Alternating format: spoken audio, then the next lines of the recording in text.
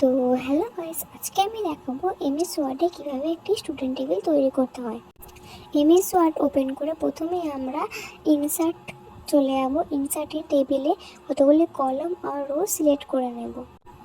দেখতে পাচ্ছেন আমার টেবিলটি তৈরি হয়ে গিয়েছে। এছাড়াও আরেকটি পদ্ধতি রয়েছে, ইনসার্ট টেবিলে গিয়ে নাম্বার অফ কলম এবং নাম্বার অফ রোয়ের অপশান রয়েছে, সেখানে যতগুলি কলম আর কতগুলি রো নেব সেটা লিখে ওকে করলে আমাদের টেবিল তৈরি। দেখতে পাচ্ছেন টেবিলটা তৈরি হয়ে গিয়েছে। এরপর টেবিল লেআউটে গিয়ে আমরা অনেকগুলি অপশান দেখতে পাবো, যার সাহায্যে টেবিলে কিছু পরিবর্তন করা যাবে। যেমন ডিলিট দেওয়া আছে, ডিলিটের সাহায্যে আমরা টেবিলগুলিকে সিলেক্ট করে মুছেও ফেলতে পারি। এছাড়া আরও 4টে অপশান আছে, ডিলিটের পাশে আরও 4টে এক্সট্রা অপশান আছে, এর সাহায্যে টেবিলেরও পরিবর্তন আনা যায়। ইনসার্ট কলম রাইটের মাধ্যমে আমরা রাইটে কিছু কলম যুক্ত করতে পারি, আর ইনসার্ট কলম লেফটের মাধ্যমে আমরা লেফটে কিছু রো বা কলম যুক্ত করতে পারি। যেহেতু আমি একটা স্টুডেন্ট টেবিল তৈরি করব, তার জন্য হেডিং হিসাবে আমি প্রথম সেলটা বেছে নিয়েছি।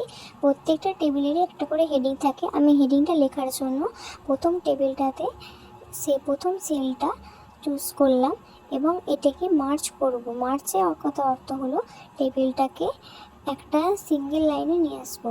টেবিল লেআউটে অপশানে গিয়ে মার্চ সেল বলে অপশান আছে, এটি ক্লিক করলে মার্চ সেল করলে টেবিলটা এখন অনেকটা স্পেস হয়ে যাবে। আমি বেশি স্পেস দিয়ে ফেলেছিলাম, তাই আমি পুনরায় অবস্থায় ফিরে পাওয়ার জন্য কন্ট্রোল সেট কি প্রেস করলাম। এরপর ডিরেকশান সেট করার জন্য আমি মিডিল প্রেস করলাম। ডিরেকশান অপশানে গিয়ে স্টুডেন্ট টেবিল তৈরি করার জন্য আমি লিখে নেব হেডিং হিসাবে স্টুডেন্ট ইনফরমেশন। যে সেলটা আমি মার্চ করেছিলাম ওই সেলের আন্ডারেই স্টুডেন্ট ইনফরমেশন নামে একটি হেডিং লিখে নেব। স্টুডেন্ট ইনফরমেশন নামে একটি টেবিল ক্রিয়েট হয়ে আছে।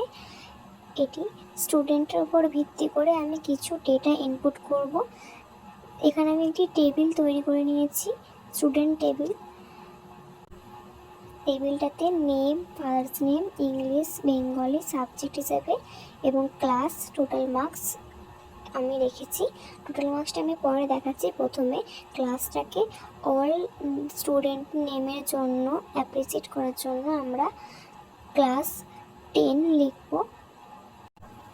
ক্লাস 10টা আবার যেহেতু সবাই ক্লাস 10-এ পড়ে, তার জন্য এটাকে আমরা সুন্দর দেখানোর জন্য ডিরেকশন অপশানে গিয়ে মিডিলে প্রেস করব, যাতে এই লেখাটা মিডিলে চলে আসে। এবার টোটাল মার্কস আমরা বের করব। আমরা টোটাল মার্কস বের করার জন্য = সাম দিয়ে টোটাল করতাম, কিন্তু এখানে আরেকটি অপশান আছে। প্রথম ঘরে গিয়ে টেবিল লেআউট থেকে এফএক্স ফর্মুলা ক্রিয়েট করে ফর্মুলাটায় সাম দিয়ে ওকে করলেই আপনার টোটাল মার্কসটা প্রত্যেকটা স্টুডেন্টের সাবজেক্টের নাম্বার ওয়াইজ চলে আসবে। এরপর একটা করে কন্ট্রোল পরপর এন্টার করে কন্ট্রোল ওয়াই প্রেস করে প্রত্যেকটা স্টুডেন্টের পরপর ওয়াইজ নাম্বার অটোমেটিক্যালি সেট হয়ে যাবে। এখানে আমি পছন্দ মতো একটি স্টুডেন্ট টেবিলের কালার দিয়ে দিয়েছি।